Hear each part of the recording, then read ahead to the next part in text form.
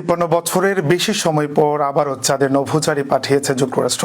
মহাকাশ গবেষণা সংস্থা নাসার আর্টেমিস 2 মিশনের অংশ হিসেবে 4 জন নভোচারী ওরিয়ন ক্যাপসুলে করে 10 দিনের যাত্রা শুরু করেছেন।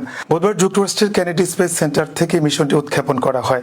নাসার প্রশাসকের তথ্য মতে নভোচারীরা বর্তমানে নিরাপদ ও সুস্থ আছেন এবং মিশনটি সফলভাবে এগিয়ে চলছে। এই মিশনের নভোচারীরা হলেন নাসার রিড ওয়াইজম্যান, ভিক্টর গ্লোভার ও ক্রিস্টিনা কোচ এবং কানাডিয়ান স্পেস এজেন্সির জেরেমি হ্যানসেন। তারা চাঁদের কক্ষপথে ঘুরে পুনরায় পৃথিবীতে ফিরে আসবেন। বিশেষজ্ঞদের মতে বৈশ্বিক বিভিন্ন সংঘাতের মধ্যেও এই মহাকাশ অভিযান যুক্তরাষ্ট্রের প্রযুক্তিগত সক্ষমতা ও সাফল্যের প্রতীক হিসেবে বিবেচিত হচ্ছে। নাসা জানিয়েছে এই মিশনের লক্ষ্য ভবিষ্যতে চাঁদে নিয়মিত মানব অভিযান চালুর পথ তৈরি করা। 10, 9, 8, 7, RS-25 engines lit.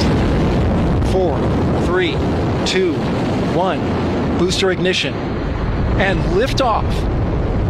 The crew of Artemis 2 now bound for the moon. Humanity's next great voyage begins.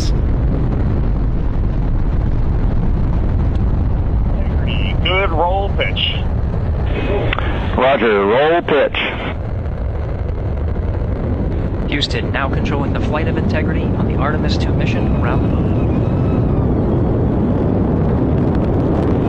Integrity, AM. Artemis 2 launch হবার 2 মিনিট পর বুস্টার আলাদা হয়ে যাবে।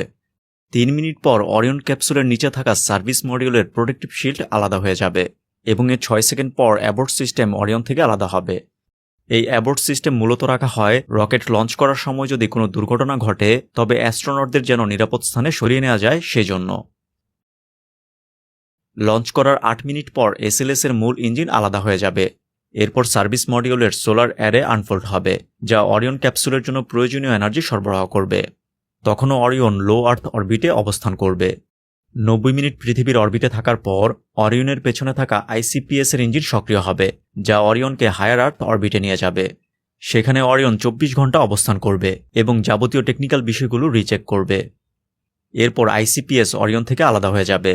এই অবস্থায় অরিয়ন বেশ কিছু টেস্ট সম্পূর্ণ করবে, যেমন অরিয়ন ক্যাপসুলের ভিতরের life support system, communication system, navigation system ইত্যাদি। সবকিছু যদি ওকে থাকে তবে অরিয়নের সার্ভিস মডিউল ফাইনাল ফায়ার করবে, যাকে বলা হয় ট্রান্সলুনার ইনজেকশন। এই ফাইনাল ফায়ারের ফলে অরিয়ন চাঁদের দিকে যেতে থাকবে এবং এর পরবর্তী 4 দিনে অরিয়ন প্রায় 4 লক্ষ কিলোমিটার পথ পাড়ি দিয়ে চাঁদের অরবিটে যাবে। আর্টেমিস 2 এর ক্ষেত্রে এমন অরবিট শেপ ব্যবহার করা হবে যাতে অরিয়ন জাস্ট চাঁদের অপর পাশ দিয়ে ঘুরে পৃথিবীতে ফিরে আসে এবং এই ধরনের অরবিটকে বলা হয় ফ্রি রিটার্ন ট্রেজেক্টরি।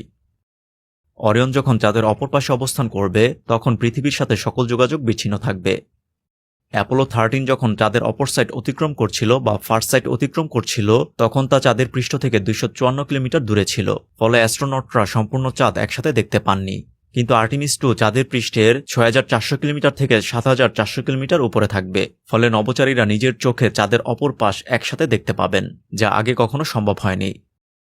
সেই সাথে আর্টেমিস 2 হবে মানুষকে পৃথিবী থেকে সবচেয়ে দূরে নিয়ে যাওয়া স্পেসক্রাফট এবং সেই দূরত্ব হবে প্রায় 4,02,336 কিলোমিটার। আগে যা ছিল 4,171 কিলোমিটার।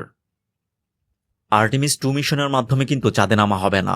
আর্টেমিস 2 এর মাধ্যমে অ্যাস্ট্রোনটরা চাঁদের অরবিটে যাবার বিষয়টি টেস্ট করবেন এবং ফ্রি রিটার্ন ট্র্যাজেক্টরির মাধ্যমে 10 দিনের যাত্রা শেষে অরিয়ন স্পেসক্রাফট পৃথিবীর বায়ুমণ্ডলে প্রবেশ করবে এবং তখন অরিয়ন থেকে সার্ভিস মডিউল আলাদা হয়ে যাবে এবং পৃথিবীর বায়ুমণ্ডলে ঘর্ষণের ফলে পুড়ে যাবে। অন্যদিকে অরিয়ন স্পেসক্রাফটের হিট শিল্ড নিচের দিকে মুখ করে বায়ুমণ্ডলকে অতিক্রম করবে।